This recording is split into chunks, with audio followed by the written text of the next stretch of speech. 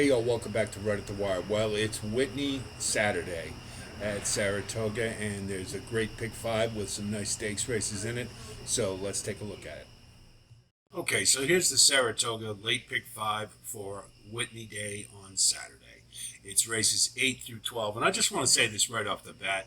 There are five stakes races on this card. I don't know why the racing office couldn't have put them all together and make an all stakes pick five.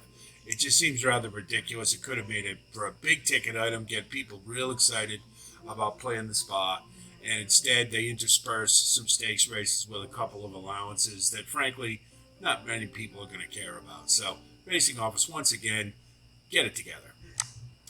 So, leg one is the test. It's a grade one. It's for 7 furlongs for 3-year-old fillies. Number one, I'm taking Pretty Mischievous. This horse is just awful classy. And, every time I think they're going to get her, they don't. And she's just demonstrated that she's the class of the 3-year-old division. She seems to be getting better, and I think she's sitting on another big race. The cutback to the sprint doesn't bother me at all. I think this horse is very classy and is going to have some pace to run to, should be sitting right off the dueling pace setters, and will be in perfect position to take this one down. It's really hard for me to bet against this horse. I really like her. Number two is Darth Vader. This is another one that, cutting back to 7 furlongs for all the horses in this race, her and Money's Gold, it probably is the best of medicine. This one has been running at too long a distances for the last few. And, you got to love her because she tries her heart out every time, even though it's not what she wants. But coming back to 7 furlongs, I think that's just what the doctor ordered. And I think this one's a hard knocker and has an outside chance of taking this one down. I almost put her on top, but I think Pretty Mischievous just has the class edge. You're getting a nice price with this one at 6-1. I think under is very likely. Number three is Money's Gold. I'm giving her the edge over Maple Leaf Mel in the likely pace duel that's going to unfold. This one has a high cruising speed. She ran at a fraction of 44 in one of her races on the lead by herself without prompting or without challenge. Now that tells me that this one, should they start setting some really hot fractions, that this one's got the grit and the stamina to endure it. And I don't know that I can say that about Maple Leaf Mel yet. So Money's Gold, I think, coming back to 7 furlongs, perfect distance for her. And I think she's got a puncher's chance of hanging in to take it down. But I think more than likely she'll be backing up after the duel a little bit, and but can still hang on for the money. Number four is Interpolate. Not really the biggest fan of this horse, but will be coming from behind and likely picking up the pieces late. I don't think this one really has a chance to win, but I think certainly can factor and get in the money late. Number five is Maple Leaf Mel. I really like this horse. That last race was a thing of beauty. It was a little illusory, though, because Red Carpet Ready did not like the heat that day, and so her jockey eased her up at the right before the stretch. So at first glance, it looked like Maple Leaf Mel had put her away, when really she didn't. Red Carpet Ready just threw in the towel because it was just too hot. Still, you have to love this horse. She's never been headed, is undefeated. I think this is the real biggest challenge she's had to date. Money's Gold wants to do exactly the same thing, and they are going to go at it. There's no doubt about it right off the bat. And then the question will be who can survive it. And like I said, I think Money's Gold's got a little bit better chance of doing so. But again, I could be proven wrong very easily. I wouldn't be surprised if Maple Leaf Mel shows some grit and just hangs on for the wire. But I think it's a really tall order. But I do like this horse, and it should be a real fun race to watch. The second leg of the pick five is the Saratoga Derby Invitational, and it's a grade one. It's run at 1 mile and 3/16 on the turf, and it's for 3-year-olds. Our top five, number one, I'm going to go with Lion of War, the English Invader. This one just ran it at Royal Ascot and ran a really nice second, I thought. Had a bit of a bump in the stretch. They have undulations in the stretch all through the course, and just kind of had a funny hop, and yet still was able to regather himself and Couldn't quite get to the winner, but he ran a really nice second. Shows a pattern of improvement, and I think it's really telling that Ocean Murphy decided to get on this one instead of Aspen Grove. So I really like Lion of War's chances, and you're getting 8-1. That's an outstanding price. I think this one's ready to take it down. Number 2, we're going to go with Mondigo. This one ran a really nice race in the Belmont Derby and is showing signs of improvement, and I think another move forward is definitely possible in this race. Will be up near the leaders, so should be there late, and is going to get first jump on some of the late runners, and has a puncher's chance of taking it down. You get a nice price at 5-1. Number 3 is Program Trading. This one has a lot of ability and wouldn't surprise me in the slightest if this one won the race. But he's only had 2 starts, and the last one basically won with ease. There was no challenge whatsoever. It demonstrated how talented this one is. I never like to see horses go into graded stakes company the first time, or really any move up in class after they've had an easy race. I'd like to see them have a little bit more of a challenge. That's my thing. And I think this might be one of those cases, kind of like with Prerequisite we had back in the Belmont Oaks. Kind of the same thing. This one will run well. I don't have any doubt about that. I just don't like this one for on top. I think under is more likely. Number 4 is Far Bridge. I like this horse. Won the Belmont Derby, had a really nice race, but this one finds trouble. And the only reason he won the Belmont Derby is because he finally got a race where it stayed out of trouble. The jockeys to be given complete credit for that. But this one it's the way he runs. He just always puts himself into difficult positions. And consequently, he's kind of hard to trust. I think this one will run a good race. He has every chance to win it. But I think under is more likely because he has a tendency to defeat himself. And then number 5, we're going to go with Web Slinger. This horse, you never know what you're going to get with him.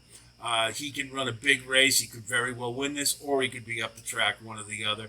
I'm thinking he's likely going to have a little too much to do late in this race, but should be picking up the pieces and could very well get in the money. But I think that's the extent of the participation here. Number 3, the third leg is, of course, the Whitney. It's a 1.125 for 4-year-olds and up, and this is a dynamite race, no question about it. In our top 5, I am going to try to beat Cody's Wish. It's a great story. You got to love the horse. I mean, he gives his all every time. But this is a different environment. This is 2 turns. And there's a reason why he runs at 1 turn all the time, because he's great at it. And you can't blame him. So they're going to try something a little different to increase his stud value. And I can't blame him there. But I'm just not sure that this sets up as well as it could for him. I think going 2 turns is probably going to sap his closing kick a little bit. And that's all that's going to be necessary for a horse like Chargic to take this one down. Now, in the Suburban Handicap, I think they did a really smart thing, and they just finally put this one on the lead. Now, there was no pace in that race, so he kind of got there by default. But it was a way to keep this one out of trouble, which he finds all the time, and it's extremely frustrating to watch this horse. You never can figure out what happened. Well, on the lead, he doesn't have those issues. He got Johnny V aboard, who's awesome at horses on the lead, like he did with National Treasure. And this one has the stamina. I don't think 2 turns is going to be too much of an issue for him. Although I will note, he does normally run around 1. So it is a little something different for him. But being on the lead, I think he's going to be able to control the race. And he has the natural talent to take this one down. And I think he could very well do it. So Cody's Wish, number 2, we talked about. I just think he's out of his element a little bit. It'll all make us happy if he wins. It's a great story. But I just got a feeling that, the 2 turns is going to take a little something out of that closing kick he has. And consequently, he probably won't have enough at the end. Number 3 is Zandon, very much like Far Bridge to a degree from the last race. This one has got the talent. There is no doubt about it. Man, when you see him in the paddock, he is one impressive-looking animal. But the thing is, he always seems to find horses to beat him. And he just can't seem to get over the top. I don't know what it is, but ever since the Derby last year, that's been the case. And it just seems to be a really lousy pattern. He reminds me of a horse from years ago, Perfect Drift. You could count on that horse to finish third in every single race he ran in. This one, could he take it down? Sure. He has the talent to do so. I just don't think he will. And let's also not forget, they moved this one to one turn as it being a more comfortable scenario for him. So this one's moving back to two turns, and he can clearly handle it. But it's not quite as he won't be quite as effective as he is around one. So there's a little bit of that there too. I still think this horse, he's too talented not to be in the money, so he's number 3. Number 4 is Giant Game, and I got to tell you, I really thought about putting this one on top. And here's why. 3 of the prime horses in this race are better at one turn. Charge It, Cody's Wish, and White Barrio. They've all proven that they are better with one turn, that they're more comfortable there. Giant Game is a 2-turn horse, and he would be on the front end, and I think Dale Romans, if I know him, he has reconditioned this horse from a closer to a front runner and taken a natural advantage of his speed. And I think he has the stamina. And the fact that he's comfortable around 2 turns as he just wired the Cornhusker, doing so with a 99 buyer, and he's on the upswing. So there's a lot of things to like about this horse, and when you get these type of scenarios, this is the kind of horse that wins these races. If Charge It wasn't going to be on the lead, I would probably pick Giant Game to win this. You're getting 20-1, and I think he can hang in there maybe to get underneath, and I think he's got a puncher's chance of winning this, and I would not be surprised if Dale Roman sends him and he hangs on all those one-turn horses trying to get 2 turns. I think he's got a real solid shot here. I don't think he's quite at the same level as the others, and that's really my only reason for not putting him on top right now. But I really like Giant Game's chances. And number 5 is Last Samurai because somebody had to be 5th. This horse is not the same when he leaves Oaklawn. If this was the Oaklawn handicap, I'd probably put him on top or at least 2nd. But he has been fairly ordinary outside of Oaklawn, and I think Wayne Lucas has got him ready to run. I have no doubt about that. I think he's a cut below the rest, the more talented horses in here, and so he gets 5th. White Barrio is a 1-turn horse, and I don't care who his trainer is, whether it's Dick Dautreau, Saffie Joseph, Todd Pletcher, Bill Mott. He's a 1-turn horse. He's proven to be as such, and that's why he gets tossed. So the 4th leg is an allowance, N1X. N1 is a 2 lifetime at 7 furlongs for 3-year-olds and up. And it's the 11th race. Number 1, the top 5, I'm going to go with Ever So Mischievous. This is Brad Cox. It's his 3rd lifetime start. He's eligible to improve, and he's on the upswing. And quite a few of the horses in this race are either on the downside or they're underachieving. This one, being by Brad Cox, I'm fairly certain will take a move forward, and he's a logical win candidate here. Number 2 is Caramel Chip. He would be on top except for the fact his last 2 races, he looks like he's slipping a little bit. Ran perfectly fine against Colonel Bowman at Saratoga last time, but he had a 2nd and then a 3rd, and he's losing by a little bit more each time, and I just got a feeling he's ready. He needs a break, and so I don't think we're getting him in his tip-top form. If we did, I'd probably put him on top. He can still certainly win this race. I just got a feeling that he's going to regress in this one. Number 3 is Brew Pub, and this one ran a really good race last time. If you watch it, he came out of the gate, broke really well, was up near the leaders, and then mysteriously the jockey decided to take it back to the rear and re-rally, which he did, and he ended up finishing, I believe it was 3rd.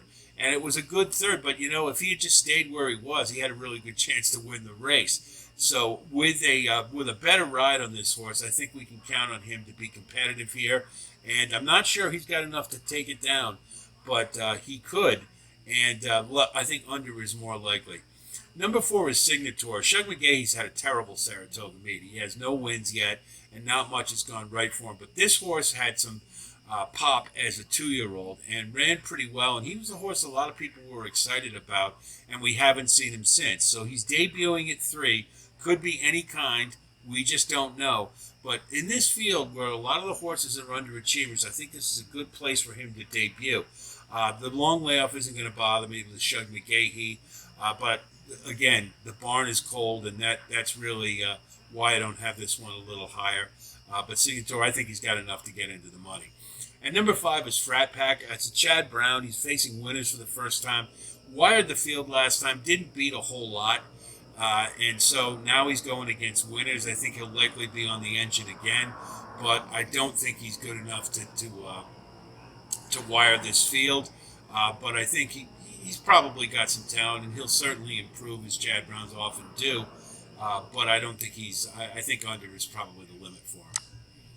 And the final leg of the pick 5 is another allowance N1X, now winners at 2 lifetime, and it's run the turf at a mile and a 16th for 3-year-olds and up.